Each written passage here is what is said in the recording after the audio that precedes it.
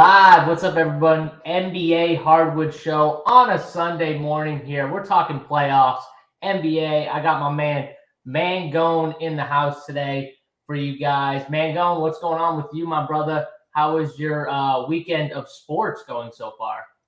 Yeah, it's good. The playoffs have been super fun. I'm excited to keep watching some playoff basketball today. Should be a really good time. We were joking pre-show that this could be an up to lock show possibly, as long as that we go. But we got an MLB show that we'll definitely make our way out of. Don't worry. Only 4 basketball games. Should obviously be a ton to talk about here. And again, it's playoffs, right? We get to watch some real basketball. We kind of had a minor break from that with all these injuries, but I'm excited to go back to today where it's actually real basketball, not these guys all sitting. Don't have to watch Russell Westbrook running up and down the court with a bunch of midgets against Devin Booker and Kevin Durant. Get to watch some actual basketball. So I'm very much excited for this game. Hopefully the chat's all fired up too and ready to win some money today. Yeah, Craig in the chat, he was pretty happy. I think happy that he might get a free up to lock show with me and you just talking all the way through. But we do have MLB shows. We got NASCAR shows coming up on this channel later. So we'll try and keep it under 2 hours just for, those shows and, so we can build lineups and put up our content as well over at Run Pure Sports. If you guys are a member and you want to become a member, we've got NBA content. Mangone does his 3-max strategy for NBA. AP does his heat map. And pretty much these are just, pieces of content, easy pieces of content that you can read.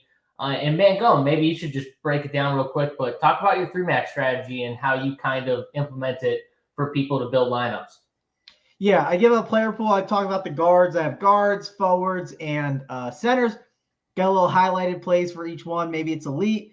There's one that's like solid where it's definitely guys that I would play. And then there's guys that are like the contrarian ones, right? And like, the whole point is when I kind of play DFS, I want to care about my full lineup ownership. And if I play a bunch of guys that are all 30%, well, sometimes it's hard to kind of get your team to the finish line, but you want to mix in some of those elite plays. You want to maybe mix in some of these like lower owned plays throughout your teams. Then I have a breakdown too that talks about how to kind of handle the slate. Sometimes it's differently. Sometimes I'll talk about the game specifically. Sometimes I'll talk about the positions, specific players. So that's kind of how I go through it. And then I have 3 different cores because if you're playing 3-max, you want to have 3 different sets of cores. And these are guys that, I'm definitely very overweight on, really good plays, and definitely the ones that I like the most. So if you really want, you can play the cores by themselves. You could also mix and match them if you want to. I mean, no one tells you you have to do something a specific way. I use the cores to look and say, hey, what guys are JSU on that I may be missing sometimes to fill out my lineup. So there's tons of ways to do it, but the cores, they're definitely my set of cores that I'm playing, but also it's a way to kind of dive in and look and be like, hey, maybe there's a guy that someone has a lean on that in a range that I don't have any interest in. And then I look at it and say, maybe I got to look at this one a little bit deeper, or maybe I just trust, hey, JSU's been on fire, want to ride his something out in his core. And I see that he's got a really good play in there that I wasn't thinking of. And I just land in that range. It's a perfect way to fill out your lineup. So there's tons of ways to use the content over here at Run Pure Sports. You just have to find like what works best for you. Yeah, and Mangone just broke down just one piece of the content that we got for Run Pure Sports. So we got a lot more. Come check it out. Craig says he'll definitely stay and hang out. He loves when we talk forever. So we appreciate you, Craig, for enjoying this show. Also, tell Holden to shut up in chat. He's making fun of my intro. Holden, 2 hours, then people can hear your shitty ass intro and whatever else you want to talk about. You want to talk about some type of like sex maneuvers you want to do with your girlfriend later on in the night. Like, you get your time later. No one wants to hear your nonsense right now. This is the winner show. We're picking winners on this show. We got a lot of love in the chat too, man, going on. Paraday saying perfect duo. I mean, this is great. I'm glad you guys are going to hopefully enjoy this show. I did want to just quickly talk about the games from last night, and then we'll get into the games today. But I felt pretty good. Core plays were really good on my end. I felt good where I was at. Obviously, Paul Reed was chalk. That first game was very chalky, but like the duo of Nick Claxton and Reed pretty much was something you wanted to have. And my team, my main team in like the big contests and stuff like that, it had a shot. It was good. I needed LeBron to get a little more at the end. but I felt really good where I was at with those builds. And I did exactly what I said on the show. I said I'm fading Memphis, fading Miami, Milwaukee. The only play I liked from Phoenix that I said I thought was the best play was Chris Paul. I didn't end up playing Chris Paul on my main team, but he was the only guy I even considered. And outside of that was fading them. And I pretty much made it like a 4-team slate with the Lakers, the Clippers in the first game. And Mangone, for building purposes, it worked out pretty well for me. I ended up making, some money at the end of the day. And I felt really good about my builds. It just, missed, obviously. And there were pieces from those games you could have had, like John Morant at 1%. Smashed. I understand it, but no one really had it, especially in the higher dollar stuff. So I had some good chances up there, just fell a little short, but felt really good about my builds. What'd you do yesterday? Anything for you? No, it definitely wasn't my best DFS day. I had too much bridges for sure in MME. My main team was in good shape, but I played Westbrook and Norman Powell, so I had that combination together where I thought they'd put up a ton of points. And Norm just got into foul trouble, right? There's just nothing you could do about it. And I actually played the news. I nailed the news perfectly. I said, Giannis is going to be out. And then I said, and that's how I built out my teams too. I adjusted everything to make sure. And my cores, I put Drew Holiday in there because I was like, I love Drew if you have Giannis out. And I think it's going to be a nice advantage. He was only 15% owned in the $200 3 max contest. So I love my ownership on him. And Brook Lopez too. He was only 10% as well. So I did get those guys lower owned like I was hoping. They just didn't obviously get to the finish line for me as much as I was hoping they would. And then I thought John Morant would play. So I felt like I did a good job handling the slate, but something you just can't win every single day. So I won't complain about that. We'll bounce back today and hopefully have a huge slate. Yeah, Zach in the chat saying Rui let us down. I mean, yeah, Rui let us down. He came out on fire too. It was kind of weird with Rui. That first like run he had, that first 8 minutes or whatever it was, he was hitting everything it felt like, and then he just kind of slowed right down. The Lakers game in general was kind of weird. The Lakers just pounded them in the beginning. Mangone, I don't know if you watched the game, but they were up 41-9. Yeah. I mean, Memphis scored 9 points in the first. If you score 9 points in the first quarter, I think it's okay for you to be able to just throw in the towel personally and just say you won this game. We'll see you for game 4. Now they ended up, coming back a little bit, whatever. But man, that was a weird game. Then LeBron gets hit in the nuts. I don't agree with the ejection. I don't know why NBA is just throwing dudes out of games. I didn't see it. Was it that bad of one? Because I remember Brooks he hit him in the nuts, man. He hit him in the nuts, and Draymond. I watched Joel Embiid kick someone in the nuts, and you can say, JSU, he just missed, or maybe he nicked, but he just missed. No, whatever.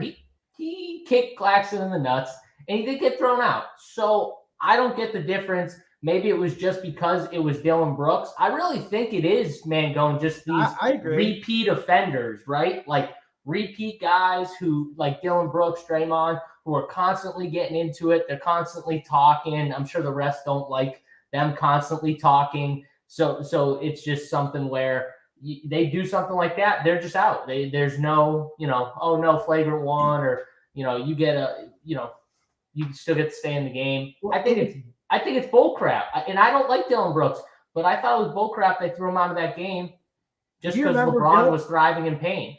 If you remember, Dillon Brooks got thrown out this year for literally elbowing Donovan Mitchell in the nuts earlier this year. So he literally did that already once this season. So it was when he fell on the ground, and then he did that thing where he exaggerated it and elbowed Donovan Mitchell in the nuts. And when he does that, I think it was just probably because, hey, well, he did this twice this season. It was the same exact. I didn't actually see the play, so I don't know if it's the same exact thing. But the fact that he just did that, they just want to take that stuff away. I mean, we obviously know the Draymond thing. I mean, Draymond, it's absurd that he got thrown out, and then you got Joel Embiid doing whatever he is. If you put Draymond Green in Joel Embiid's position, that's a suspension. It's obvious. It's absolutely absurd. So, I think it's just clear. That's my point. If you put Dillon Brooks or Draymond into either of those spots that Joel Embiid did, they're getting tossed. So it's just Bush League. It's not fair for, Memphis, It's not fair for any of these teams where the guys just get looked at differently because they, have this many technicals already or whatever the case may be. They're on a list, Mangone, like they're on a friggin' list, okay. So I thought that was silly. I thought LeBron, I get what LeBron did. If I got hit in the nuts in the NBA, you kind of act a little bit. It's the same thing with like Sabonis. He got a little stomp on and he kind of acted like it was probably more than what he got. But that's what they do in the NBA. Marcus Smart likes to flop. Now his tailbone's sore and he might miss today's game because he's constantly taking charges and flopping all over the place. So he might need a little rest, Mangone. He might need to rest up that tailbone. Well, if the refs don't reward the flopping, then they don't get it, right? It's very simple. It's not hard. It's really easy. We need to go back to just finding flopping so they stop doing it again. Yeah. Weren't they doing that for like a short time? Didn't they try to do that? Yeah. If I remember correctly. But it's just the issue is when they get rewarded in the game for it. What happens is it just treats bad behavior. It's like a kid. You know what I mean? It's like if the kid cries and cries and cries for a cookie and then you give them the cookie, well, then they're going to just cry until they get it every time. It's like, so they just keep flopping because they get calls. It's absurd. Stop doing that crap. It's really simple. If they flop, call it the other way. Offensive foul, right? I mean, that would, or whatever side it's supposed to be. I can't remember, but point I'm getting at is call it on them for flopping. Be like, no, you flopped. You were acting. Get out of here. It'd be so much easier. But then you'd obviously have a back and forth between these guys. The real goal, if they want to fix all this, JC, is you got one guy up top, right? There's one guy up top or in New York, wherever they want to have it. And he's watching that game. He's got a group of people watching all the games at the same time. Refs make the call. If for some reason the guys up top disagree with the call, they call down and they say, you got it wrong. This is the way it's done. We went and we reviewed it. We're going to fix it. But they don't want to do that because that's giving accountability to the refs. It makes some of them look bad. I mean, one thing I think Spread said one time when we were on the rundown, I thought was a great point, was the fact that we know Scott Foster's name is a really bad thing. We shouldn't know any of these refs' names. The fact that we know his name is bad because but Scott Foster's been reffing for a really long time, though, too. We'll just throw that out there. Like, it's not like you're fair. It's not like he's a young dude. He's only been reffing for a few years. At least you're referencing someone who's been reffing for a long time. I will just say, as a counterpoint. But I get what you're saying. I get the point behind it. What are you going to do? It's just the way they're calling it right now. I don't like it. I wish they wouldn't throw people out of these big playoff games. I don't care who you are. I don't care if it's LeBron. I don't care if it's Dylan Brooks or, the guy who comes on, for 5 minutes at the end of the bench. Doesn't matter to me. I don't want to see guys getting kicked out of meaningful playoff games unless they do something just so egregious that you have no choice. Yeah. I'm sorry. That wasn't on purpose. LeBron got hit in the it was not on purpose. Like, there's no way he was, like, actively trying. He hit it. What are you going to do? Move on. Give him a tacker. Well, Harden's was absurd. Harden's, like, nut shot was weird, right? It was like he was doing a move, literally a basketball move. Like, what are you going to do? And then you eject him. That's the other one, and you eject him. So it's got to just be the low blows, but it felt to me like that was ridiculous, but Joel Embiid doesn't get ejected, Mangone. Like, I thought Joel Embiid's one was way more egregious. Yeah, no. Way more. Sure. He tried to up-kick someone from the ground, like right up in there. Like, I don't even get it. Like, way worse to me. But we got AP in the chat. He says 4-game slate season. Love these. I love these 4 games. I agree with the AP. Yep, a couple things. Shaw's Demon in chat. We're gonna get to this game, obviously, but he's asking about Marcus Smart. He says, what do we think? Anticipating Smart playing. Honestly, I have no idea. Like, I think that he's hurt enough or sore enough to where he is listed as questionable. That must mean he's, pretty sore and he needs to see how he feels before game time.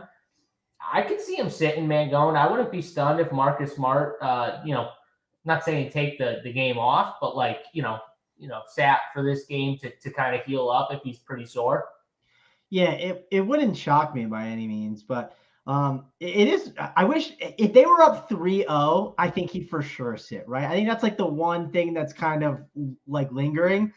That's why it was easy, I think, to sit Joel Embiid. It's like, okay, well, let's try and win this without him, give him an extra days of rest. And if we do, that's great. If not, whatever, we go back to Philly and then we win and we close it out. So I think that's part of the factor that could play in. Also, Marcus Smart, I think, is I guess he's part of like the I'm a grinder crew, right? He works hard. He doesn't take too many games off, I'd say overall. So I think it's tough for him to miss a playoff game. But regardless, we're gonna want to play these guys anyways. It would make like the Malcolm Brogdons, the what's it called? The Derek Whites, and make them really good plays. And their rotation, not to dive too deep into it, but they actually brought Grant Williams into the rotation finally. So I don't know, maybe the way Grant Williams played could make them just be like, hey, we'll sit Smart and we have another guy here instead of going to 8 bodies with Sam Hauser. They feel fine going to 8 and just letting Marcus Smart sit. But that game is, which one is that on the slate? That's the third game, Mangone. So right, that's it. We're in a situation kind of like, we were in with waiting on the, I'm not saying Smart is Giannis or anything like that, but I'm saying we're in the same situation where Giannis is the third, Ja's the fourth. Okay, these guys are questionable. What do we do? Are we backloading? One of the reasons probably why John Morant was 1% owned was it was a Saturday. Not many people wanted to wait until the last game to for sure get that news, and he ends up being 1% because of it. And then he ends up, smashing after what looked like it was going to be a for sure blowout, and he just goes nuts.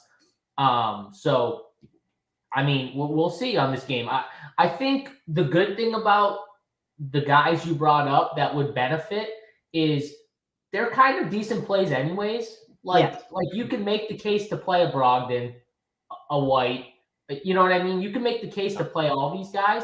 So if you get stuck with one of them and Smart is in, it's not that big of a deal. You know what I mean? Like it's not really that big of a deal. And they're kind of close to Marcus Smart's price where it's like, you can't get like, if you played Giannis on that last slate, like you had to go to like AD or to Jimmy or to some of these guys, and then you probably had enough money to 2v2 someone up from where they were like another spot. So it's kind of different in the situations, but similar on, do you want to wait for this news or do you want to play one of these first 2 games? Because we might not get this news until after these first 2 games tip off. So that's what you got to ask yourself.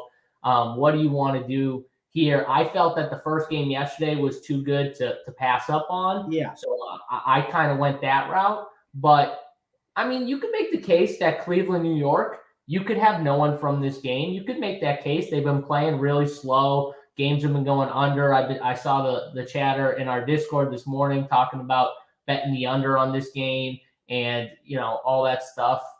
You can make the case, Mangone. Yeah, I don't disagree with what you're saying with this first game for sure. The one thing too is like Marcus Smart is $100 less than Derek White. So if you want to just leave 100 on your team, that's a quick, easy fix that you could go with.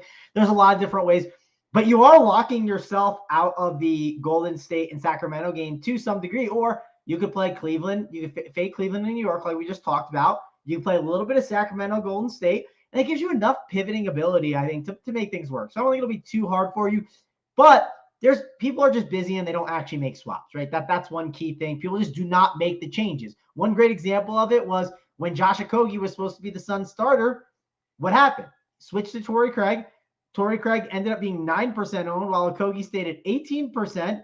And Okogie got a 0 and Craig was clearly the better play. So people won't make adjustments. So I don't mind when the adjustments come on these really long slates just because no one's going through and doing it. Yes, there'll be a couple people, there'll be us in the Discord answering questions and grinding, but not a lot of people are definitely making the adjustments. And this is a game I love when the slate locks, and the first game isn't one that I'm that excited about. Now, there are good plays, I think, in this game, or plays that I am going to have some interest in. We'll start with like the main guy. Like the guy that I think is a really good play in this game is Jalen Brunson. I think he's gonna play 40, probably like, I think he's locked into 36 minutes and then like has the ability to get to like 42, 44 for sure. He hasn't really killed us so far at that price tag of 7.6. Like if you look at how he's performed in these 2 games, he had, or in these 3 games, He had 36.5 in 30 minutes, 42.75 shooting, 5 for 17 in 36 minutes. And then in the 38-minute game, it was 10 for 18. And I'll be honest, that game, they were kind of in cruise control, right? You didn't need the Jalen Brunson take over fourth quarter, which that fourth quarter matters. I talk about that for De'Aaron Fox all season long, how that fourth quarter rotation is very important. 7.6K is too cheap for Jalen Brunson. I think he's an elite play on this slate. I'm not sure what projections are doing with him, but I think that regardless, I am going to make sure to go in the optimizer, and I'm going to bump up Jalen Brunson for sure. Like, I'm just going to go in and I'm going to give him a bump. No doubt in my mind, I want to get exposure to him. If I'm already getting exposure, then maybe I won't put it as high because I don't need 100%. But I want to be overweight on Jalen Brunson on this slate. I think he's a really good play in this game. As we keep going along, Donovan Mitchell's a guy to pretty much always discuss in the playoffs because what does he do? He plays ISO basketball and just dribbles up at the top of the key, and the offense just ran around him. And Jalen Brunson kind of does that on the opposite side, but Donovan Mitchell, it's like to an extreme. And that's why you're getting these games going under. It's just they get into the half-court setting, and it's just Mitchell just dribbling over and over and over. And the usage he has is insane, and it's really good. Do you want to pay the price tag of 9.2K? That's really the debate. And it's like, do I like Donovan Mitchell versus the other guys in that range? Do I like him over Jason Tatum in a matchup against the Atlanta Hawks, who we know Atlanta is obviously terrible defensively? Curry, amazing spot against Sacramento. We'll go on and talk about these plays. De'Aaron Fox is one that I'll get to that I like way more than Donovan Mitchell, who's also a point guard. So I just don't see myself playing Donovan Mitchell, mainly because of that alone. And those are first the two key guys in this game to kind of discuss. JSU, I guess I'll give you a chance to talk about Brunson and Mitchell, and then we'll go and talk about the rest of the guys. So I think that's like the two most important plays to discuss because they're the entire offense.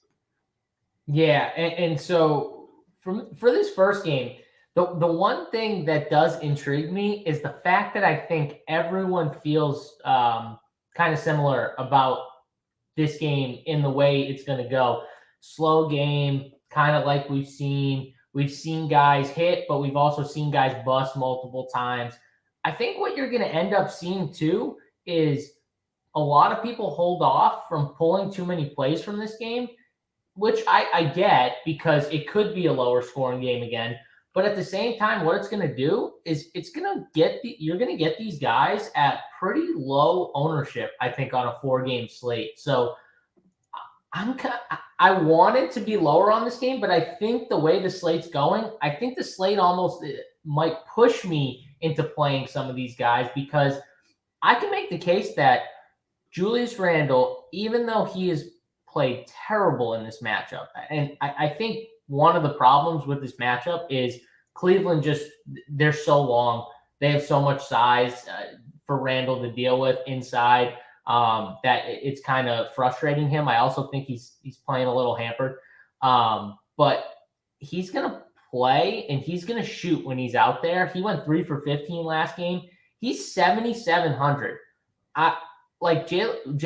Julius Randle, we've paid like 9.5 for him. I mean, he's been as high as 10K in the season. Like, I don't know. I feel like at 7.7, I have to take a shot, especially if he's going to come in. I don't know what, man, going like between 15 and 20%. Like I think is a good range for Julius Randle. Well, the key too, Jay, is you look at the shot attempts, okay? And I think understanding and watching all these games and like knowing the script of how it went is important. He played 34, 33, and 33 minutes in all the games. Shot 7 for 20, 8 for 20, and then he shot 3 for 15 against Cleveland. And yeah, the shot attempts trended down and he just shot horribly. But like, let's keep this in mind. That game was over early, right? It's like they weren't trying in the fourth. So he lost shot attempts. And what happens if this game is competitive, right? And you get the full fourth quarter. And what happens if Julius Randle actually shoots decent finally? Like, he shot horrible. 7 for 20, 8 for 20, and 3 for 15. None of those are above 50%. If he has one game where maybe he gets into 55 and 60%, at 7.7K, he could certainly pay that price tag off. So it's not a bad call out by you to understand that, hey, this guy's underpriced for where his role should be. And it's going to flip at some point. Like, these guys are just too good. I understand being a little injured. I understand not having it. Maybe you're not your full self, but at some point the shots are. He went 2 for 10 from 3, and he's very streaky in my opinion from the outside. He loves to shoot outside shots. He almost gets too happy trigger sometimes shooting outside shots in my opinion. Yeah, but he can make those at times. And when he starts making them, he can make them. You know what I mean? Like he can start getting on a roll. So I think he's someone that I'm just going to keep in my pool along with Jalen Brunson.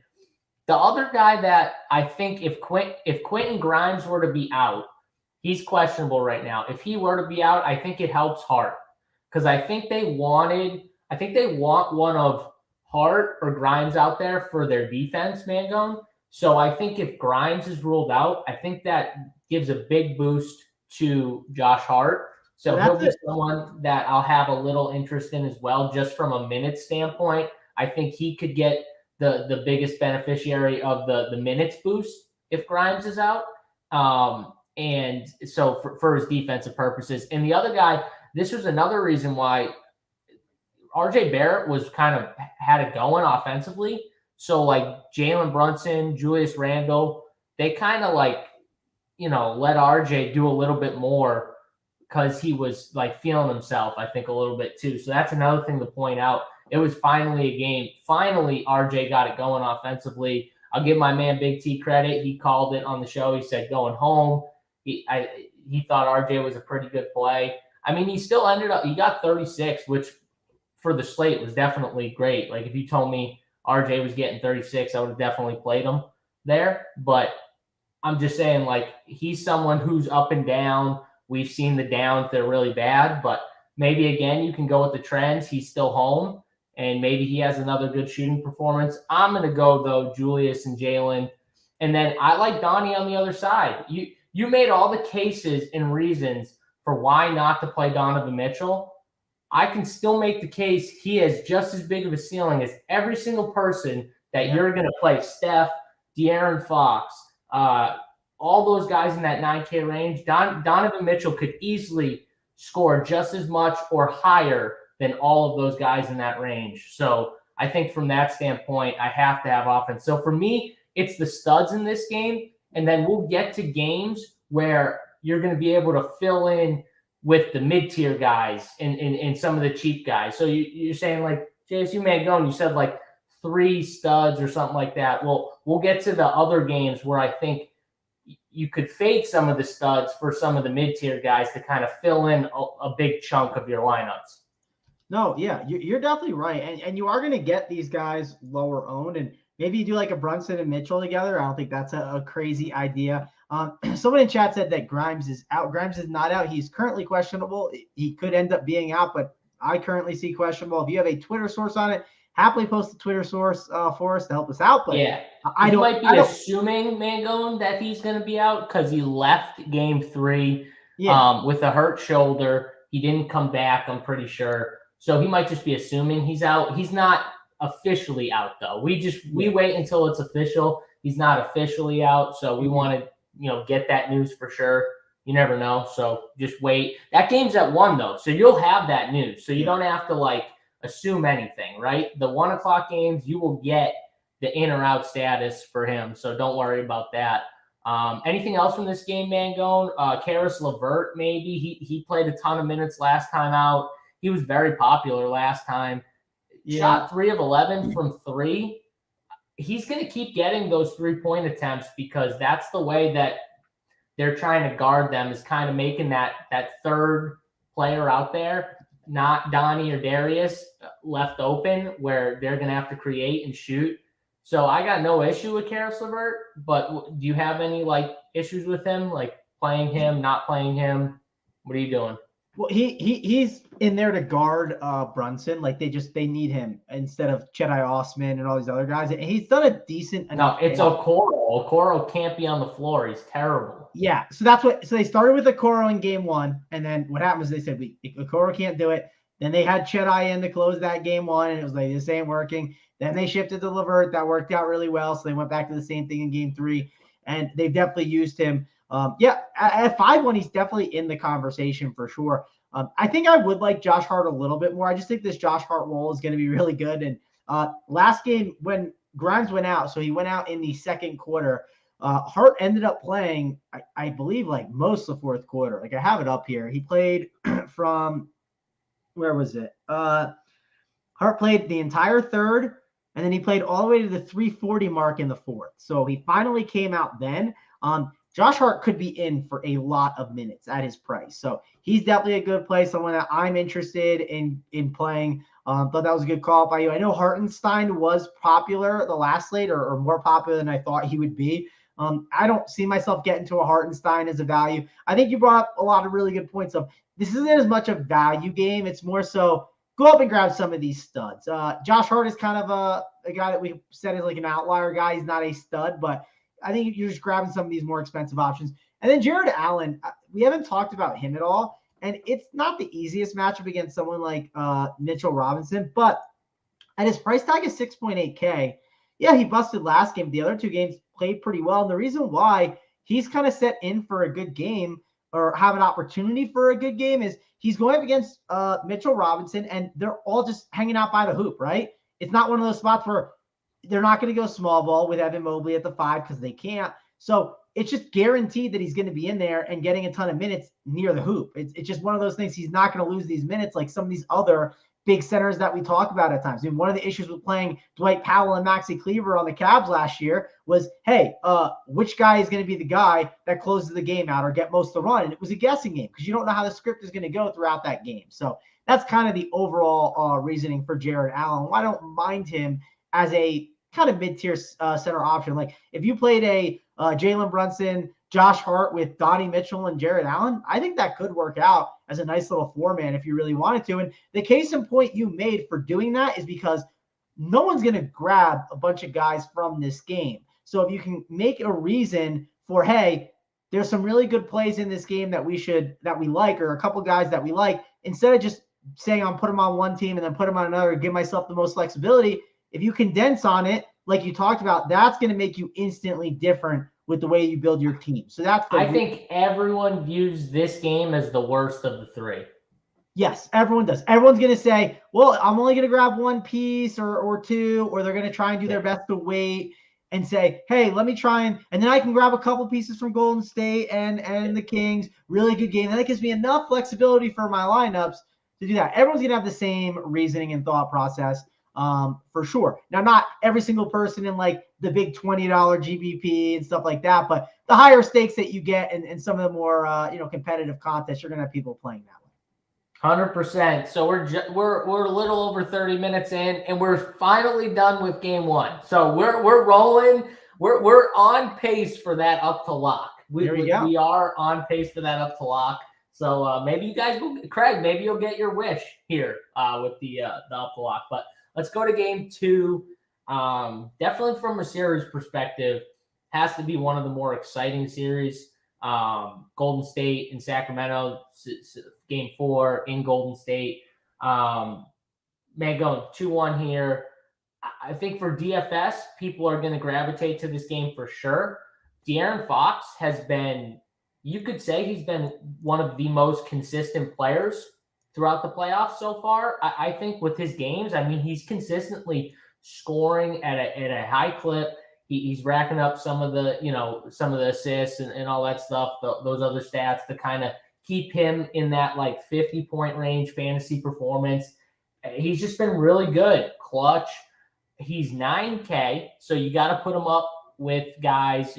You always got to match guys in their price range, right? So you got him, Sabonis in this game, right under him. You got Ant Edwards just under them, 400 cheaper. You got Donnie Mitchell 200 ahead, and then Chef Curry 800 on top. How do you view like De'Aaron in that kind of range before you talk about the rest of these guys in this game? I don't know about you. I have De'Aaron like number one to all those guys. Like I just think he's like the guy. Like I want to just lock button him in, put him on my teams, and call it a day. He's just so consistent, gets really good opportunity. We expect the game to be competitive as well, which the competitive factor is big because when it's competitive, I get the De'Aaron Fox 5-minute closeout session, right? I just get him and him alone out there just cooking. And it's so key. So I love De'Aaron Fox. He's probably one of my favorite guard spends on the slate. We'll get to it because I've got a lot of guards I like. I love those Celtics guards. I like Fox. I like Brunson. If the smart news does hit, though, and we get it at least early enough, that's going to hurt some ownership on guards, right? Because then people are going to be loading up on Brogdon and White, and it's going to drive down some of these spend-up guard ownerships, and it's going to drive up the forward spend-ups or maybe some of the centers and a center like a Sabonis. But I have Fox as like my favorite guard at the top. What about you, JSU? I think that De'Aaron Fox, you can make the case he's the most consistent of the guards. Like, he's the guy I feel very confident is going to get you 50 again, like, for sure. Now, do I think Steph Curry might have a little higher ceiling than De'Aaron Fox? Yes, I do. Do I think that, like, Donnie Mitchell maybe has a little higher ceiling? Yes, but I think he has a lower floor. So that's where I think you got to understand what I'm saying here. I think De'Aaron Fox feels like, if I'm talking about this game specifically and I want to pay up for one guy, he feels like the guy, in my opinion, right here. If you said, JSU, you can only pay up for one guy in this game, who is it? I'd probably go De'Aaron Fox. And the way I'm looking at building some of my lineups, I might only be able to spend up for one guy in this game.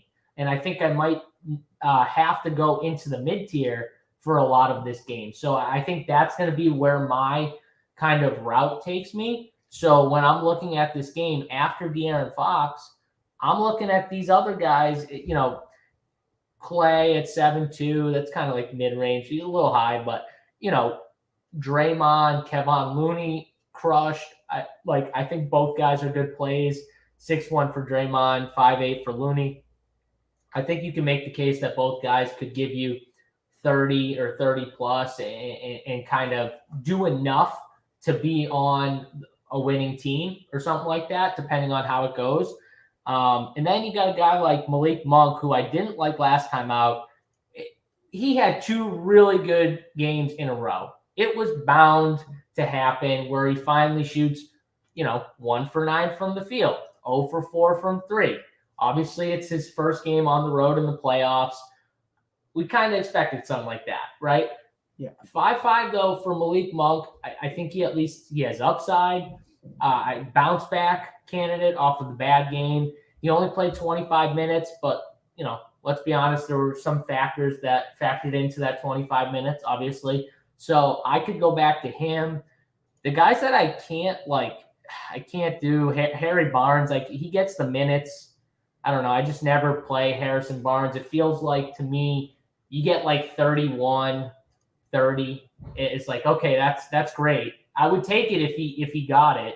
But like Malik Monk to me at a similar price tag, I think he could give me 40 plus, like at a big game, like ceiling type game. He could give me over 40 in the ceiling type game. I don't know about that with Harry. Just the way the offense is constructed, where De'Aaron's doing so much. Sabonis, Kevin Huerter, Malik. He's like the 5th guy, right, Mangone? So I struggle with those type of plays there. And then you get into they don't want to run Keegan Murray. He's young. I think Davion Mitchell could have a bounce back. They want to play him because of his defense. He's 4K. I think you could take a stab on Davion Mitchell. He's going to get open jumpers. They're going to, force him to kind of shoot when he's out there. And so for me, I think it's those guys, Davion, Malik, De'Aaron are the 3 guys from Sacramento I have the most interest in De'Aaron and then Malik and Davion in that order. And then from Golden State, I think it's more the mid-tier. I think it's Draymond, Looney, Wiggins are the 3 guys I have the most interest in. Gary Payton looks like he's going to be probable, so he looks like he'll be back in the rotation, which in turn will hurt guys like Dante DiVincenzo a little bit, who had a pretty good game. Maybe that takes out Jonathan Kuminga a little bit too. With Draymond back and him back, he's probably out of the rotation or for the most part. So I think you don't have to worry about him, but I can't pay 4-3 for Gary. It's a little much for him. So I think that's where I look at this game. I think it's more the mid tier. I'm probably not going to pay up for the Steph Curry today, but I do agree with one thing you said, and you must feel this way too. It feels like a 4-guard day, right, Mangone? Like with your builds. Yeah, and that's why, like, I was gonna bring up a point. Like, I don't think you can play Davion Mitchell, JC, because of how good guard just is. Like, I think I like the call of. I think he's a good showdown play, like a guy that no one's gonna play in the showdown format. That could be a cheap value. But I just think guard is gonna be too valuable today, at least to me. And like these guys that you can shift from guard to small forward, like I'd be making sure to play them in small forward. We'll get to it. There's definitely a couple of guys in the next 2 games that I can mention, but yeah, I think that's a good point there. My issue, Mangone, is in my builds, I might have to land on a guard in that range. You know what I mean? Like that's my issue. I was building earlier and like, man, if I play like a Donnie Mitchell, who we were talking about, maybe I play a Donnie and a De'Aaron together. Well, I might need to find a spend down guard in those type of builds. You know what I mean? Especially if I'm playing 4 guards.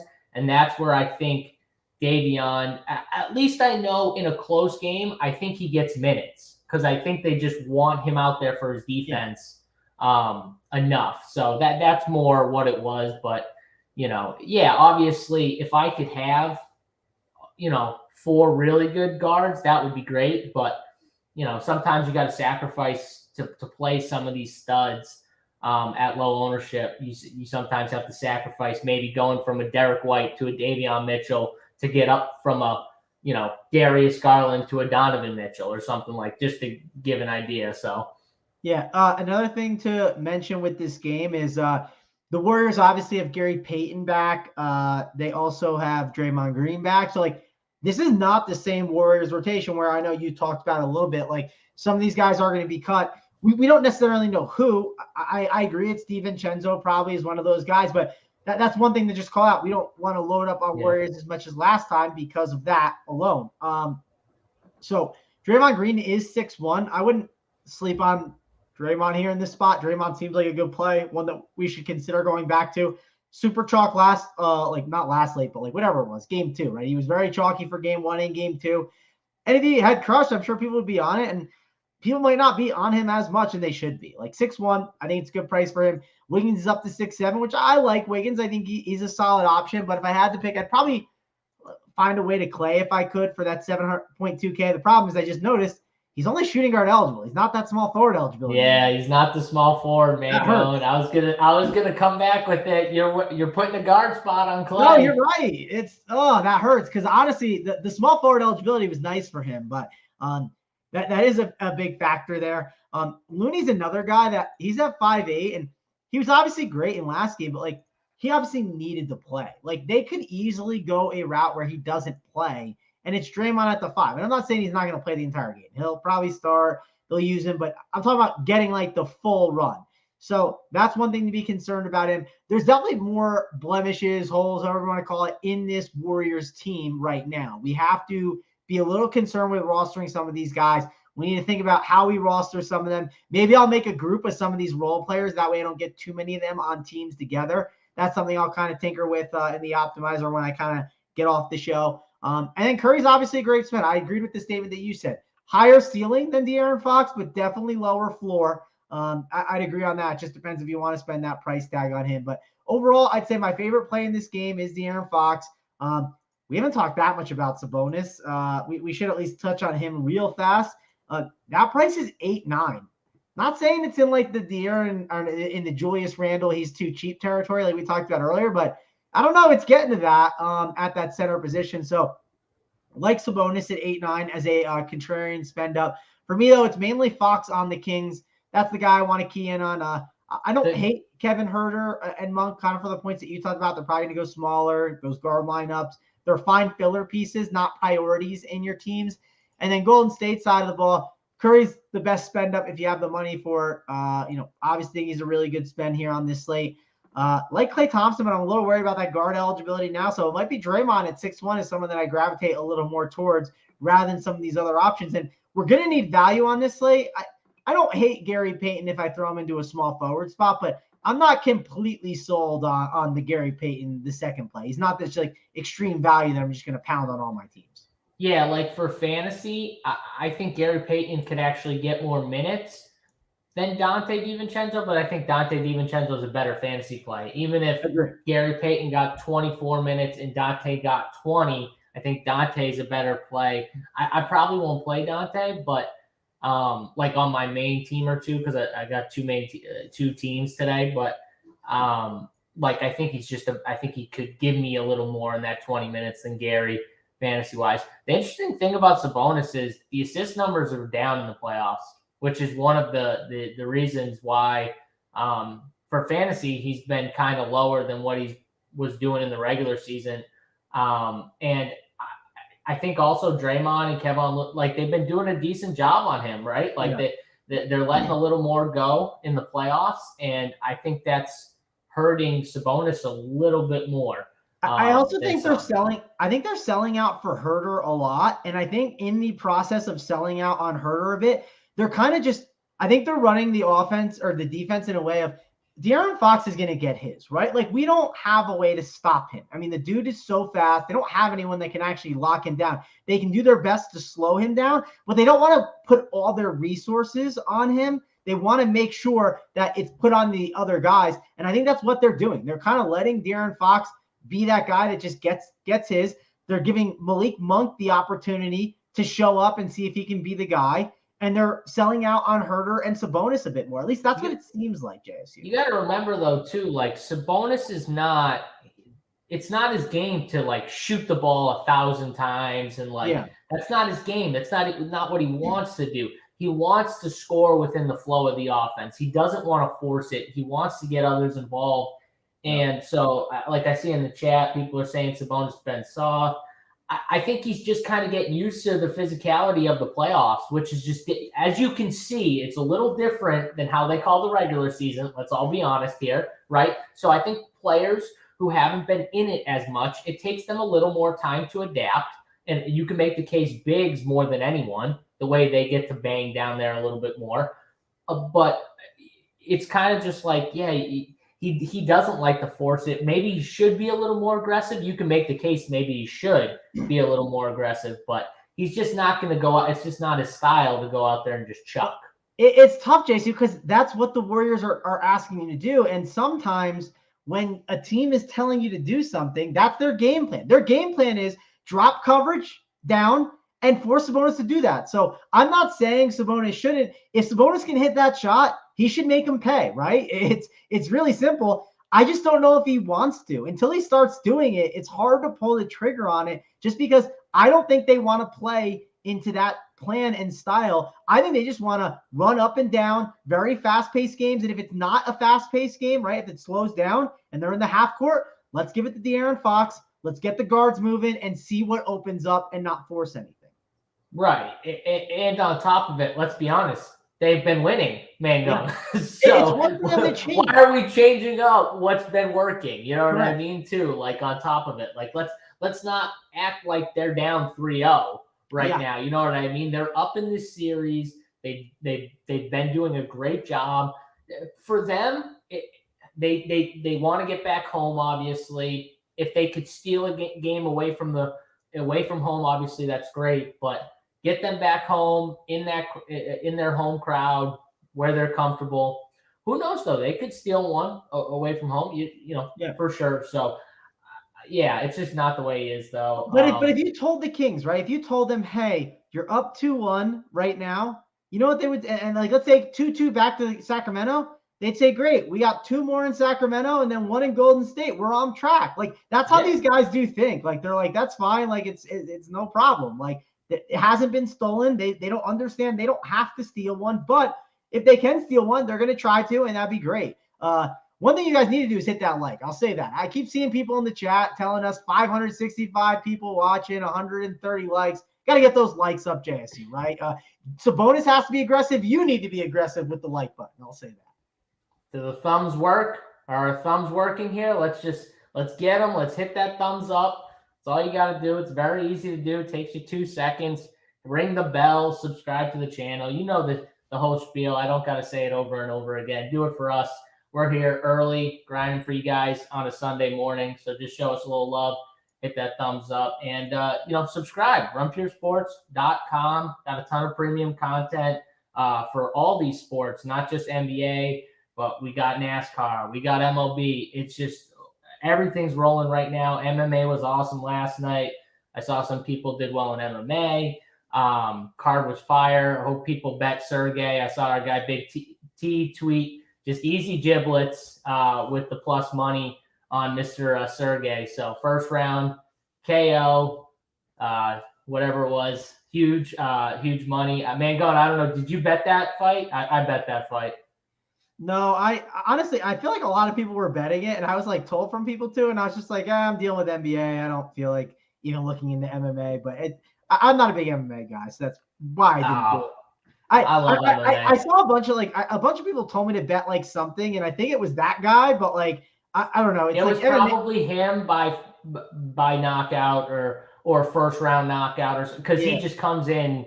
He's just been knocking everyone out like early in fights. So it's just those names aren't easy. It's not like, yo, go bet John Smith, right? You know what I mean? Yeah. Like it's like I see the names and I'm like, these names are confusing. Mr. Pavlovich, he went from playing slots right to the arena where he just knocked out Curtis and then went back to probably playing slots in the high roller room. Like, all right, I made my money for the night. Now I can go back and play some slots. So I saw people tweeting about that too, which I thought was kind of cool. So Sounds like the people made some money. So again, if you haven't signed up, go sign up, get in that Discord chat. Like I was in there yesterday. We'll be in there all day, right? We'll be talking about this slate and everything. So if you like basketball and if you like just sports in general, it's a great place to come and hang out and sign up. There you go. All right, let's move on to the next game where we do have some news that we talked about a little earlier in the show. Marcus Smart, questionable for today. Celtics, obviously on the road. Game 4, favorites here in Atlanta. Ice Trae had a huge game last time out. Mangone, do you see Ice Trae? Could you see yourself going back to him after the big game? Is it something where, you want to stay away from the guy after the big game first game at home? How are you approaching him? And then what are you doing with the Smart news? Gosh, it's brutal because his price is 8-3. And what is he? Oh, he's a guard, right? So it's like another guard on this slate. And 8-3 is too cheap for him, right? I mean, it is simple. So you have to. Yeah, but I can make the case that all those guards are like they're all mispriced. Like you can make the case that they're all kind of still mispriced. But keep going. Yeah, it really depends on that news with Smart. With how I handle him, he definitely doesn't feel like one of those guards that's like a first guard in for me on the day. But he feels like one I could see myself getting some exposure to as the slate goes on. So yeah, that's how I'd handle him. The one reason I might not get to him as much, and I kind of was starting to look into it a little bit before or during the show, was I wanted to see Bogdanovich. Did he end it as a minus or plus in minutes? I'm pulling it up now because I've been on Bogdanovich every single What game. happened was Bogdanovich had a great first half, I'm pretty sure. Yes. He did nothing, literally nothing in the second half. Played 22 minutes, and there were a couple reasons behind it. But Saddiq Bey, I think, was one of the main reasons. Saddiq Bey was playing really good. So they kind of rolled with him a little bit more. And they kept DeAndre Hunter in because he played 35. Then obviously both guards were playing really well. So they kind of like Jalen Johnson took some of John Collins' minutes. John Collins wasn't playing good, so that's why he only played 21. And I think Saddiq Bey playing well got him from like 15 to 18 minutes to like 27, which directly, in my opinion, came from Bogdan run in the second half. So, I mean, I don't know if Saddiq Bey plays that way again. Could he steal minutes again? 100%. What if Bogdan plays that way again, though? So I agree, JSU. But the one thing that was weird, I just pulled a popcorn machine to like kind of look at the situation. The crazy part about it was they actually played a Kongwu. Where is it? They played a Kongwu from the 12-minute mark to the 4:49, and they played Capella from 9:41 to the end of the game. So they had a 5-minute stretch in the fourth quarter. where they played a Kongwu and Capella together, which, like, my personal opinion, that's an anomaly. Like, that is a low percentage outcome thing. You're not going to see that combination together to close a game often. Now, my personal take on Bogdanovic, every single slate, I've pretty much said Bogdanovic is one of the sneaky best values on the slate. Against Boston, that first slate where pricing was really tight, 28.5. You would have signed up for that. 32 the last game, absolutely loved it. Even the last one at 5.1K where he was at for 26.5, not the end of the world. He crushed the first half, but I'm telling you, Bogdanovic was a +7 on the court yesterday, which is encouraging. If he was some random number like -15 or something, which I didn't think he was because they were winning most of the game, and he looked good when he was out there. I think Bogdanovic is one of the better values on this slate that people aren't looking into, right? Sometimes there's like obvious values that everyone knows to play. This is a guy that's a really good sneaky play, not going to be, 30 or 40% owned. Maybe he gets to 20 or 15, but one of my favorite plays on the slate is Bogdanovic. I throw him in at that small forward spot. That is crazy that Alex Len is more expensive than a Kongwu, which we should segue to a Kongwu too. If he's happens to be that cheap, or it's Alex Len is just that expensive, because a Kongwu is not a terrible option at 4.2K. His minutes have not been bad. I mean, 19, 24, and 23 minutes. He has to obviously produce. He's not going to get a lot of, opportunities. It's not like his usage is Trae Young's out there or anything crazy, but I don't think he's a bad value to consider. John Collins at 4.8. I don't think he's the worst option, but he only got 21 minutes last game. I think he's the worst option. Well, so this is how I handle him, JC. And he probably is the worst option when it comes between, for me, Bogdanovic, Hunter, and... Don't go back on it now, Mangone. If you like him, get in there. No, I don't. No, because this is what I do with them. This is how I've handled it every single slate. I've gone, when I go into the optimizer, I make a rule. And the rule is simple. It's max of 2 of Hunter, Bogdanovic, and Collins, because not all of them can get minutes, right? You could add in some of those other guys if you want to. You have to guess who the guy's going to be. So I think adding Saddiq Bey in that group is good. I think I'd put him in that group as well. I didn't last slate, and the reason why is I just wasn't getting him projection-wise. So if I kind of get exposure to them, then I put them in that group. I get it. Collins, I think if you had to pick, he's the worst play of those three for sure. When it comes to, I don't like Saddiq Bey. I mean, if he gets hot again, maybe I end up being wrong. Maybe I have to reevaluate that, but I like Collins more than Bey. I don't like Capella that much. Let me see what his price is just to confirm, because I don't see myself getting to Clint Capella. He is only 5.4. I think I do like a Kongwu over him, as crazy as that sounds, just for the value, so I can spend up at other spots. And Okongwu's minutes have been pretty safe. But for me, my two favorite guys of these like crappy guys that are not called Trae Young and DeJounte Murray, it's Bogdanovic number 1 by far, my favorite one. Hunter number 2. And then for me, the other three, it's like a drop-off after that. And it's a significant drop-off. And then I guess I'd put a Kongwu at number 3. But I love Bogdanovic. Going to be one of my favorite plays. You'll see him on my main team. You'll definitely see me getting exposure to him a lot in MME, just because his role is absurd. It just is. And I'm kind of happy he ran a little bad at the end of that last game, because I feel like maybe projections won't catch on. Projection sites will be scared to give him more minutes. I will make sure to give him more minutes. I think he's going to be the guy that you want to get to. If we keep going over to the Celtics, Jason Tatum, obviously a good spend on pretty much any slate. You can make the argument. He plays 40 minutes a night, a stud that plays 40 minutes a night against an Atlanta Hawks team that doesn't play any defense. I mean, that is something that I'm interested in. Jaylen Brown, it has not been his series. I'd be curious to get your take on why Jaylen Brown has been so bad to you, JSU. Just want to kind of hear your opinion, if you agree that you might have a bit different opinion and say he's a good contrarian guy to get to. I mean, that first game he played pretty well. He has had some foul issues, I believe. I mean, I think he had 5 in the last game, which I know kind of held him back a bit. But yeah, he got in early foul trouble too, which I think led to some of the Grant minutes, and then Grant was playing good, so Grant caught some more run because he was playing good on top of it. But I agree with Robert a little bit here. It kind of helped that Brown was in foul trouble for sure, and it kind of hurt the rhythm for sure as well. But when you look at last game, like the Hawks in the first half, I think they shot 65% from the field. Both teams ended up shooting 44% from 3, which is obviously, very solid. If you're shooting those type of numbers from the 3, you're doing pretty good. But in turn, the Hawks, definitely a team way more comfortable at home. Those role players played better, like Saddiq Bey. I'm not a John Collins guy. Even when he gets the minutes, he still doesn't really do much with them. I just think his role, he's not very good with his role there. And the rebounding numbers are never there because Capella and Okongwu, they always just kill it on the glass. So yes, if you play Collins, this is what you do. You don't play Okongwu and Capella because it's you want him in the trailing script at the 5. So yeah, I don't have to worry about this though because I'll never play Collins. Like I'll never play him in the one game he gets there out of a 5-game series. Yeah, maybe I'll lose, but like every other game I'm right because the majority of the time he's just sitting there either shooting bad shots and missing and not really doing anything else, not really involved in the game plan because the game plan doesn't really involve him. Like it doesn't.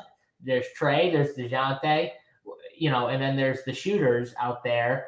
And then the bigs just kind of try and like get on the glass, get the rebound, put it back in. That's Collins' game, putbacks, lobs, dunks, all that stuff. Same with Okongwu. The guards he gets and the stuck forwards covering do Horford, everything. Right? Would you agree he gets stuck covering Horford so his rebounds hurt a little bit? Well, a couple. So like Capella's tried guarding him too. I think they both kind of struggle guarding Horford because it's kind of like you gotta kind of respect his jump shot. And Capella's talked about this where like he's just a tough cover because you can't just leave him out there. And when he pulls you from the rim, so then they tried John Collins guarding him, but then it puts Capella sometimes on someone a little tougher, but it keeps him, not from being pulled out. So I think it's an interesting like give and take with these bigs. My point though is I don't really like the Atlanta bigs except for Okongwu because of his price tag. Yeah. I think he has the upside for more minutes too. He was in foul trouble. Another guy, he could have gotten more run, in my opinion, or would have if he wasn't in foul trouble. So for me, I think he could see in the low 20s in minutes. And at that price tag, I think he has upside at that price tag. So I like him as my only big. I'm not going to play Capella. I'm not going to play Collins. I think you can take a shot on Bogdan, DeAndre Hunter, Saddiq Bey. You can take a shot on one or two of those guys and hope, at their price tags they get there. They easily could. For me, it's the cheap Hawks. I'm going to stick with those cheap Hawks. I'm not going to spend up for Ice Tray. I think that in my eyes, I see in that 8K range, I'm going to pay up for others like Ant Edwards, just a little higher, De'Aaron Fox at 9K, but it's still just spends, right? Mangone, we're talking about spends that we like more that we're going to spend up for. And those two guys just, to me, are a little better plays. So I'm going to go to them. I think that Trae Young, I missed the game where he went nuts. Shout out our guy AP. I know AP was on him last game. Great call. I'm just not going to chase the big game because I feel like once I start chasing these guys, then I just kick myself because I don't love them in the first place. Then they go off and I'm like, why did I play this guy? So I try and stay away from doing that in DFS. I don't want to chase guys. I want to be consistent where I feel like guys that I definitely want to play that are consistent. Like De'Aaron Fox, to me, I think he's just a way safer, but just as much upside in tournaments type play as Trae Young. I don't know. I'll go with the guy that's just been way safer, but also has the upside, right, Mangone, as opposed to the guy with the lower floor. I think the tougher matchup in general, too, like Boston, definitely a tougher matchup in general. So, and then the Boston side, it's similar. I want the mid-tier guys. If Smart's in, I'll play Smart. If Smart's out, I'll play Brogdon. I'll play White. I'll play Robert Williams. Probably gets a little more run, maybe, Mangone. Maybe they go bigger a little bit. And if they go bigger, maybe the Okongwu gets a bump too. So that's the other thing. Maybe if the Celtics play bigger, maybe the Hawks match it. So that's where I'm at. I want the mid-tier plays from this game as well. And then I think I'm going to play more of the studs from the other two games, the first game and the last. No, yeah, I think you brought up really good points with that there. We had one guy in the chat asking if we had any FanDuel stuff for them, but I'll just say this. I just kind of ran some FanDuel stuff really quick. The guy in this game that FanDuel's definitely going to like, DeAndre Hunter's only 4.8 over there, and the guy's playing a pile of minutes. So, and that's one thing I haven't even talked about yet. We're an hour and 12 minutes into this show, but one of the most important things I've been keying in on in the playoffs is just play guys who are going to play minutes, right? Like my worst team this playoffs was there was one slate. I had 3 bench guys on my main team, and I was like, why did I play 3 bench guys on my main team? Like, what am I doing? Like, why am I trying to hit that leg of a parlay? That just seems insane to try and pull that off. So play a lot of these minutes, guys. So, Mangone, to your point, we just got a question. I think he fits what you're saying. Okay. But thoughts on Jalen Johnson? I think what you just said, he fits to a T. Yeah. Right? So, like, when I look at Jalen Johnson, I see a guy who he played very good last game. Very good. Like, I don't think you could have asked for a better game in 13 minutes. And that's what he got, 13 minutes. So, let's say he played bad. I don't think he gets 13 minutes. Like, you know what I mean? So, that's the thing with these guys. Even when they play good, they're not getting like that many minutes anyways, unless even in a blowout, they're still not getting that many minutes. So we got to be careful with the cheap guys. If you want to if he fits your last spot and you love the rest of your lineup, fine. But I'm trying not to play these type of guys like Jalen Johnson, unless it's just like I'm MMEing and I'm playing a ton of teams or something like that. But if I have a main team or something, I want to play guys that, for the most part, I know at least have the opportunity to play more minutes. That's the difference between like a Jalen Johnson and a Okongwu. Okongwu, in my eyes, at least has the opportunity to play more than 20 minutes with Capella foul trouble. Maybe they both go big and he plays time with Capella or whatever, and he plays like Jalen doesn't really have that, in my opinion. Even when he plays good, he's looking at 13 to 15 minutes of run, I think. And that's the difference when we're looking at these plays. No, I agree with you. And one of the other things is like, yeah, the pricing is soft on some of the studs, but the pricing's soft on some of these mid-tier guys. And like the only way you're going to need like the stud is if the guy goes for like, 65, 70, and it's a little harder to do that than I think people realize in playoff style basketball. And it's not a 2-game slate where it's like, okay, well, we need that 60 because where else are we getting the fantasy points from? It's a 4-game slate. So yeah, I'm with you. I can't really get to Jalen Johnson. I'd rather go to the Hunters, the Okongwu who you talked about, someone like Bogdanovich. Like if I am going to play one of these guys that's cheap, well, they can get hot and have that ceiling of 40 DK points. I understand the floor could be bad, but at least I have a chance to hit that ceiling type performance. So yeah, that's overall takeaways from that game. Another guy from this game I'll give you, Malcolm Brogdon is popping on FanDuel a little bit because he's 5.7K. And the nice thing about Brogdon on FanDuel too, with that is there's the built-in if Marcus Smart is out, well, you have that equity in there. But one thing to note as I kind of just finally ran some stuff, JSU, wanted to kind of give it some time, and I thought this was going to happen. Everyone loves this next game. Everyone's going to love this next game and have the ability to make pivots. So if you think everyone's just going to play that late game, you're going to be sneaky if Marcus Smart gets ruled out. No, everyone's going to make the adjustments with it probably a little bit too as well. But yeah, this next game is going to be a popular one. If you go underweight on that game and you're kind of sitting on players early, you're going to be in good shape. Like our boy De'Aaron Fox, we talked about JSU. I don't think he's going to get the ownership that I was kind of expecting. So I'm very much happy about it. I'm going to go in there and I'm going to go into the opto and say, hey, De'Aaron Fox, bump your projection up. Let's make sure we get a lot of you. Let's put you on a lot of teams because I think he's one of the better spend ups on this slate. So I'm getting excited about this one as we kind of keep going through it. Yeah. So last game, as we move on to it, finally for some of you, but Denver, Minnesota at home, game 4. They're just and he's looking for a win. Maybe his teammates have already booked their trips to Cabo or wherever the hell they're going.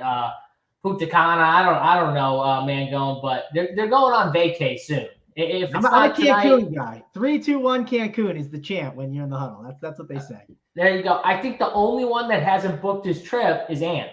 I think Ant is the only one. He's saving out hope that they can dig their way out of this hole. I love Ant. I love his game. Everyone knows that I've been on Ant this series. I think he's, again, I don't know what he has to do, by the way, to get a price bump of 9K or above. Like, man, what does this man have to do to get a 9K plus price tag? Does he have to do more? Does he have to get 70 tonight? Like, do we have to go past the 60 burgers? Yeah, I mean, you know me, I'm a huge Ant guy, right? If you're in the Discord chat, you see Ant is my, avatar. So yeah, I guess he's going to have to keep doing more, but if he does more, he might not be priced for the next slate because it just might be over, obviously. We'll see. I love Ant in this spot, though, at 8.6K. I mean, absolutely phenomenal option. I mean, one reason we like this game is because Denver doesn't play a lot of defense, right? I mean, what's the reason why we're worried about Denver to win a title? Because their defense has been subpar all season long. So I love Ant in this spot at 8.6K. I'm not expecting Rudy Gobert to keep them in this game. I'm not expecting Karl-Anthony Towns to keep them in this game. I did say on the rundown on Friday, JSU, and I think Spread almost fell out of his chair. I said, I think the Rudy Gobert over on points ain't bad because the way Denver's playing is they're allowing Rudy Gobert to do things, right? They're kind of taking it away from Cat a little bit more. Also, Cat's getting himself into foul trouble like a moron, and Cat's going to be pretty chalky on this slate because when you look at any projection model and system, when you say, hey, going up against Denver, good matchup overall, and then you kind of plug in Cat's numbers and add his price, it makes sense over like the long-term value. He's going to pop naturally. So I think Ant becomes a guy that people still don't play enough of and should. I think you could make the case that Rudy Gobert at 6.6K isn't a terrible play. I'm trying to think of what other centers I were dying to play on this slate. I guess I'd rather go Jared Allen at 6'8", or Draymond. Draymond has that center eligibility, so that's encouraging. So maybe I don't like him as much. But overall, the Timberwolves, we're going to want to have some interest in these guys. Mike Conley is a really nice pivot off of Marcus Smart. If he ends up being out and you don't have a way to get there, well, 5.7K. You could certainly go to Mike Conley. The only issue is you're getting minutes, but you ain't getting a ceiling, right? We talked about how good the guard position is. You ain't getting a ceiling game from Mike Conley. So if he's like a last guy in, you're in trouble. You have that pivot down, but don't expect Mike Conley to go out there and drop 40 to 50 DK points for you. So that might be one reason I get a little bit less on Mike Conley today, just because I'm worried about his ceiling versus some of these other guards here on this slate. One guy who does have a ceiling, who plays the point guard position, is Jamal Murray. Jamal Murray has been that guy. That's another one. I talked about some guards that I want to go in on the optimizer and bump up. Jalen Brunson, I'm bumping his projection up. Jamal Murray, bumping his projection up. De'Aaron Fox, bumping his projection up. Those are three guards I want to be overweight on. I want to have a ton of. Think they're really good plays. Not saying they're going to be in my core because, again, we're running out of positions and stuff like that. But they are guys that I'm going to have a lot of exposure to on this slate. So Jamal Murray is one of my favorite plays, I'd say, on the Denver Nuggets side of the ball. I worry about Aaron Gordon a little bit. Good news, his price has gone down at 5.9K, but he has been playing the backup center minutes, which that's actually really nice for him to get the backup center run rather than run DeAndre Jordan out there.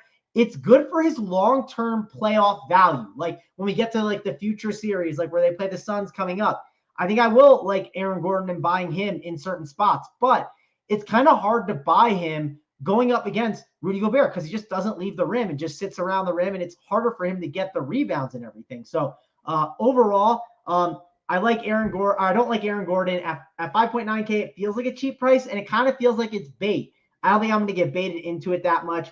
Michael Porter Jr. is 6.5K. The Timberwolves, they definitely struggled a bit defensively. So I think you could make a case that he could get those open shots, but if you play him at 6.5K, understand the floor can be rough for Michael Porter Jr. If the shots aren't falling, it can get ugly. So for me, it's really Jamal Murray is the main guy. I haven't even talked about Jokic yet as a spend. I just think it's going to be harder for me to get to him today. I think you can make the argument that if Marcus Smart gets ruled out, that could naturally get me to Jokic, because what could happen is I could go to Malcolm Brogdon, I can go to Derek White and some of these other cheaper guards that we talked about, and now I have some salary to spend at the forward and center position.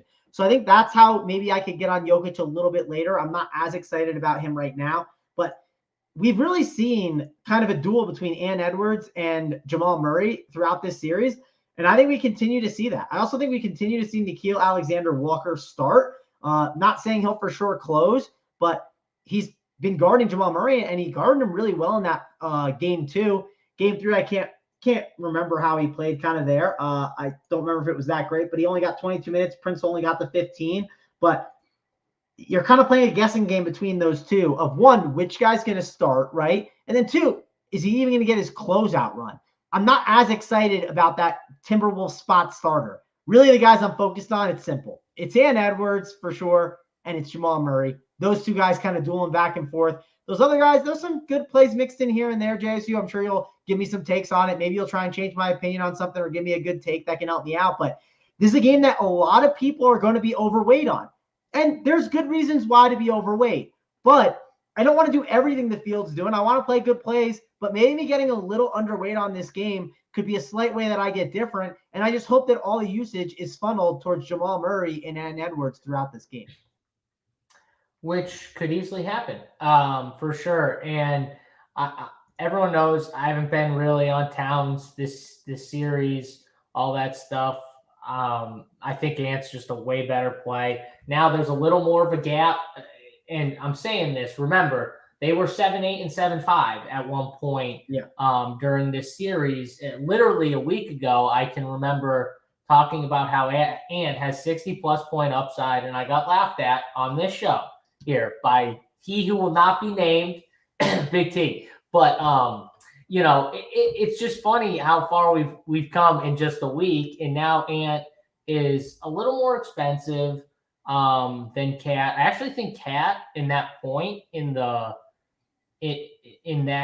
week, I think Cat and Ant were like in the 8Ks, but still they dropped down. Ant had the 260 burgers. Now Ant's ahead of Cat by like 700, but still it's like it's not enough. He's been so good. I don't know how you don't spend up for Ant. And the great thing about Ant is he's small forward eligible. So Mangone, we don't have to use a guard spot on Ant, which is great. Yes. So you can spend up and you don't have to waste a guard spot, which is huge. And then Jamal on the other side. The one pushback I'll have on MPJ, for him, it's so easy to put up numbers when all the focus is on Jamal and Jokic, and he's just getting open jump shots. Wide open. That's wide open. I mean, it's kind of hard not to, because if you're not, you got to give up something in this offense. When Jamal's cooking, Jokic has got it going, and we all know Jokic can find anyone, right? When you're open, he will find you. And MPJ has just kind of flourished in this role that he's got. He's been shooting really well from the field. I don't know. It could continue. And if it continues, the last guy in, right? You don't prioritize it in your build, I think. I think it's just like you kind of fall on him. You're fine with it, but you're not like I'm building my teams around Michael Porter Jr., if that makes sense. No, for sure. But okay, just to give an example, I think that on this slate, most projections would have, tell me if I'm wrong, most projections will have Rudy Gobert ahead of Michael Porter Jr., Mangone. Yes or no?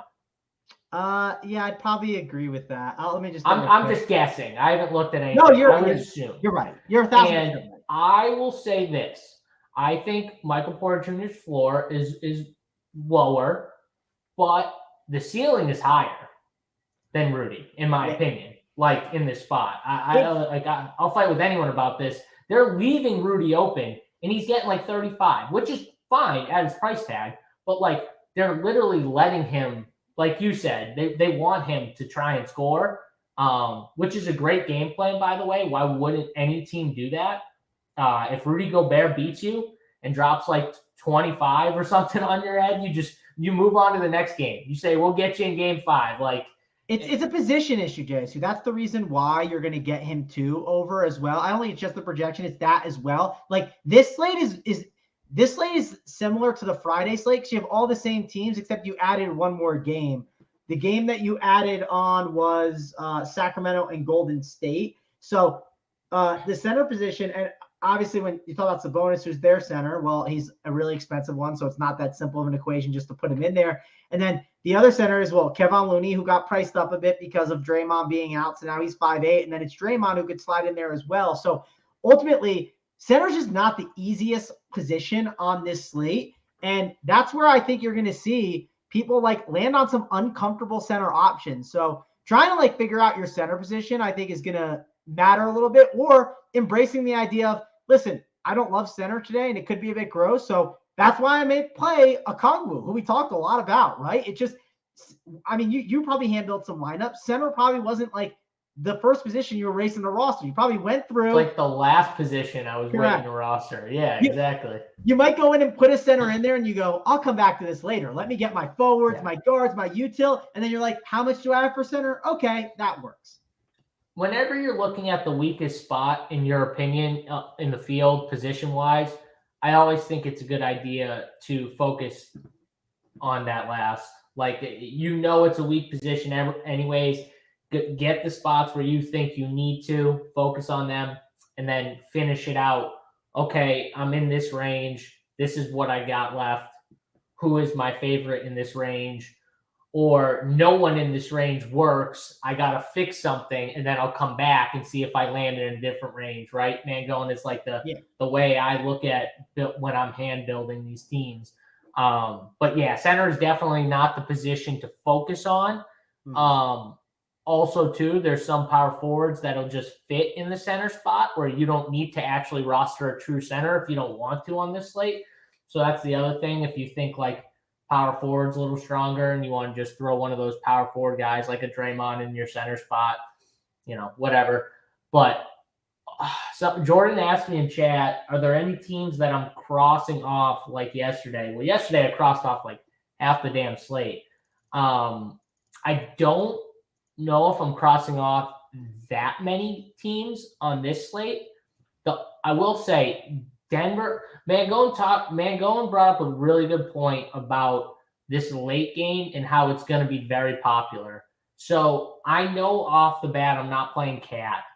I'm probably not playing anyone besides Ant from Minnesota. So I'm crossing out the rest of Minnesota besides Ant. I think he's just the only guy I have interest in. I think he's the only guy that honestly wants to still play right now. I think all those other guys are like ready to be done. But from Denver, the other thing is I don't think I'm going to get the MPJ unless, like Mangone said, he falls in like my last spot. And same thing with Jamal Murray. I like Jamal Murray, but I think I'm going to play Jalen Brunson. I think I'm going to try and get up to Donnie or De'Aaron, some of these Boston guards. So I might just naturally nix out Denver as well.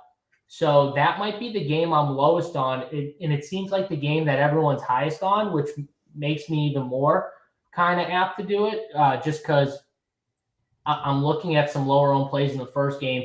So I think in general, this late game, I'm going to be way under the field.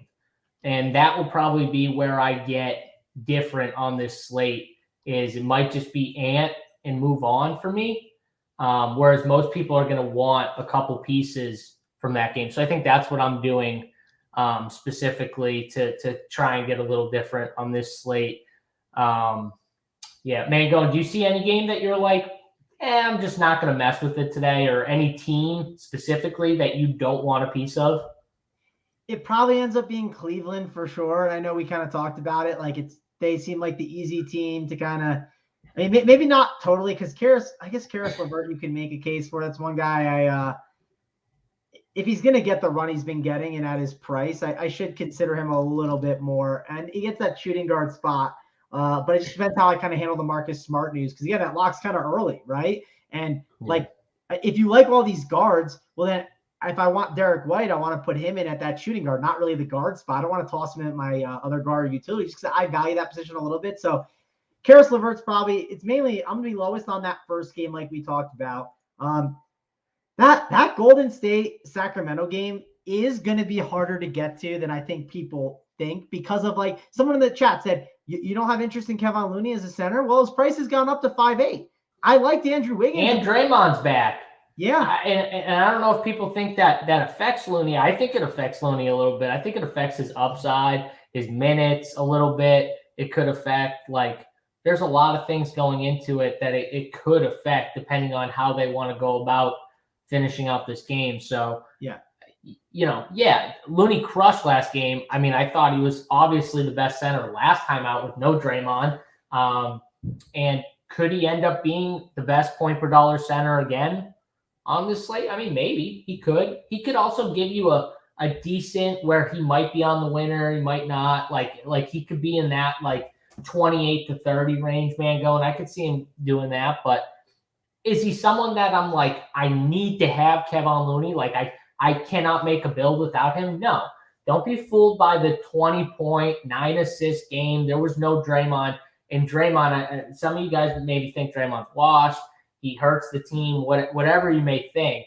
But Draymond does a lot of the little things that I think Kevon Looney did a good amount of to kind of take away from the Draymond role. That if Draymond wasn't out there, I think Kevon Looney could show a little more of. But when Draymond's in, he just doesn't have to. So I just don't feel like you need to chase those games. I'm just telling you right now, especially with guys like Kevon Looney. Yeah. If he fits, he fits. I'm totally fine. I'm not saying don't play Kevon Looney. I'm just saying do not focus your builds on guys like Kevon Looney.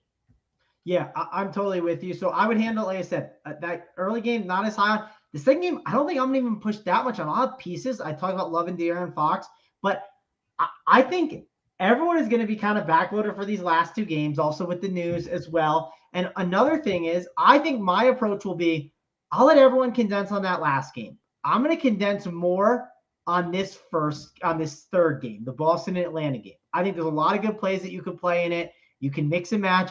Just kind of have to find the right pieces. Obviously, if Marcus Smart gets ruled out, there could be some adjustments where maybe if everyone jumps on that game, then I'll jump to the other game. But those are definitely the ones that I'm looking at. I want to grab pieces in Cleveland and New York. I want to grab some in Sacramento, Golden State, but those are definitely not the spots that I'm looking to like game stack or just like kind of, I look at my teams and I have like, oh, wow, I have 4 guys from Cleveland, New York. I understand why JSU is talking about possibly doing it. It's just probably not an approach that I'm going to end up getting to. And we are still waiting on the Quentin Grimes news. That Hart news will obviously be important. One thing I wanted to look at, because I was building a little bit while we were on the show, Hart has shooting guard and small forward eligibility.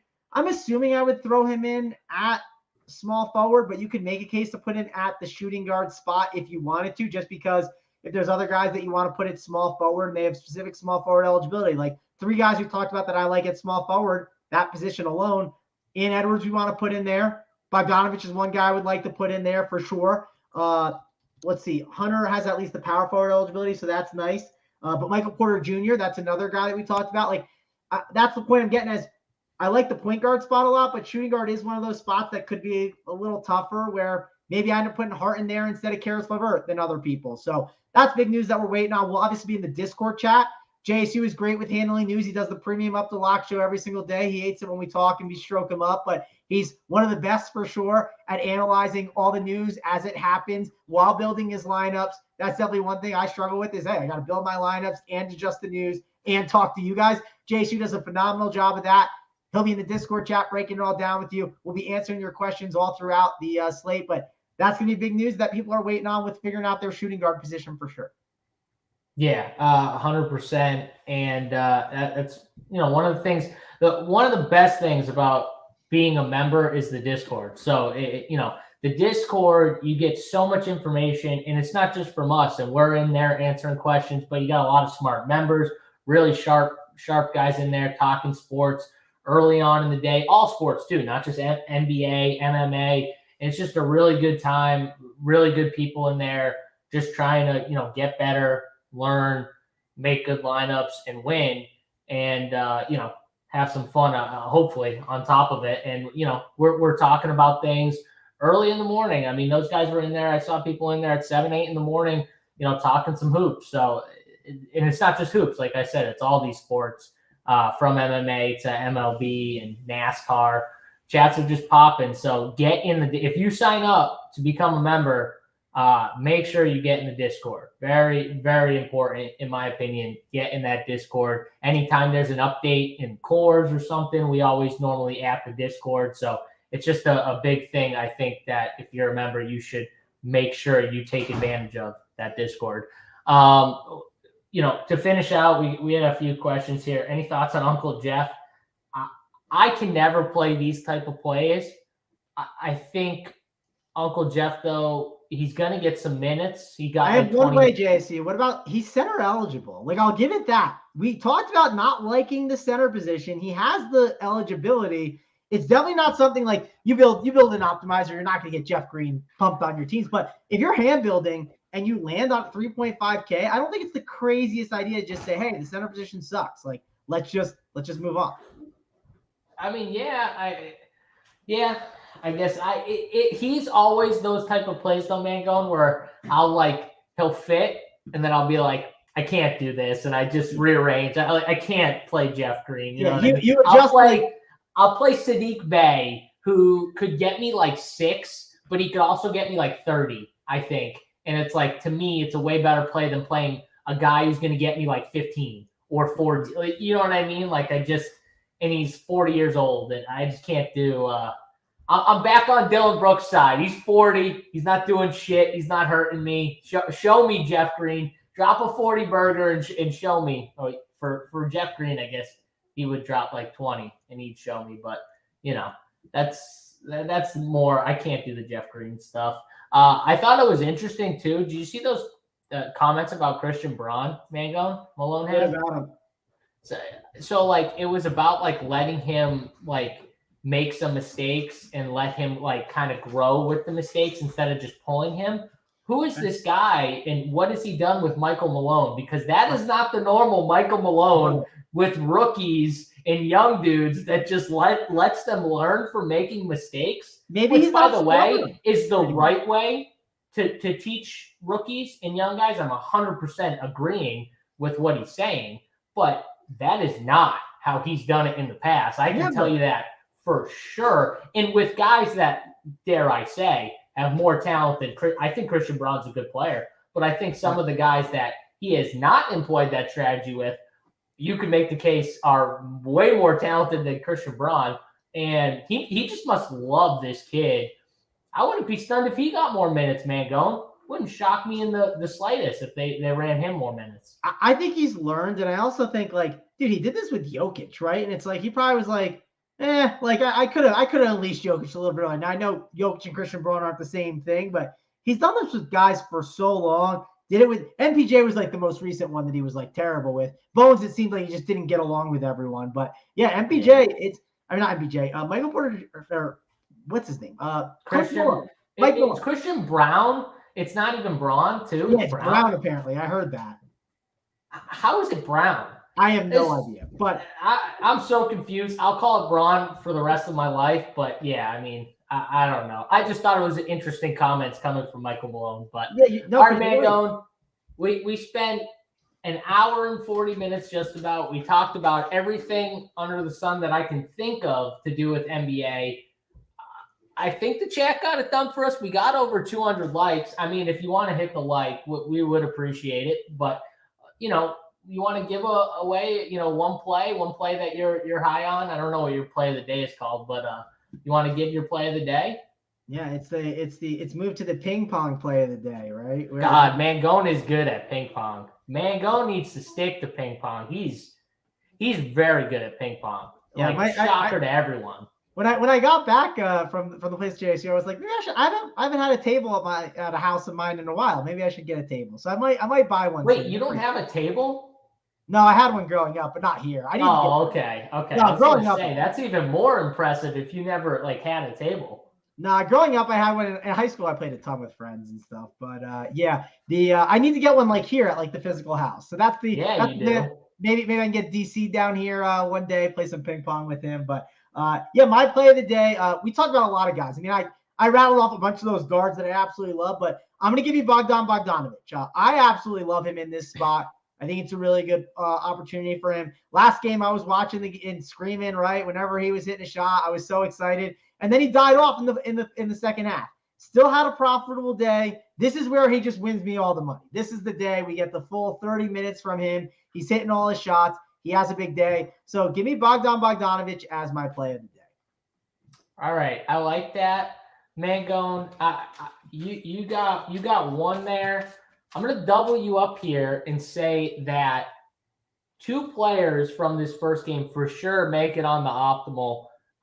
And I'm going to go with my 2 Knicks, Jalen Brunson and Julius Randle. Those 2 guys are going to be my plays. I think they both get it done at their price tags. And I like this first game. I think it's going to be lower owned in general. And I think the 2 late games are going to be the highest owned games. And I think everyone views the 3 games after the first game as just better than the first game. So I'm going to be overweight on this first game. And that's going to be kind of my stand on the day. And we'll get it through. I like Donnie as my top 9K guy. I think this first game we're going to get some good scoring from some of the stars. We might not get a ton of guys on the winner, but I do think we get some of the stars to get on that winner. So let's do it. Love this game, and I'm going to be overweight on it for DFS purposes at low ownership, or hopefully low ownership here on this slate. So boom, that'll do it. Hope you guys enjoyed the show today. Stay tuned. We got about 15-ish minutes. The baseball guys will come on. JJ, Joey Work, who's been crushing it with the bets. Our guy Gary, and you got to listen to Holden too. I apologize. Yeah, nothing we can do.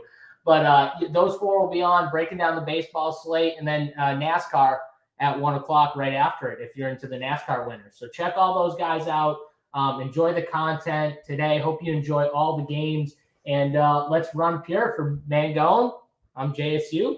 We'll catch you guys tomorrow. We're out.